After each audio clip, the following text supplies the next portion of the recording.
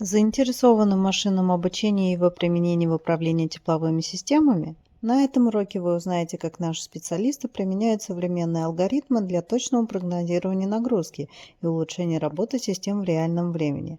Увидите, как можно сэкономить энергию и улучшить вентиляцию, отопление и другие теплоэнергетические системы. Хотите узнать больше? Тогда подписывайтесь на наш канал.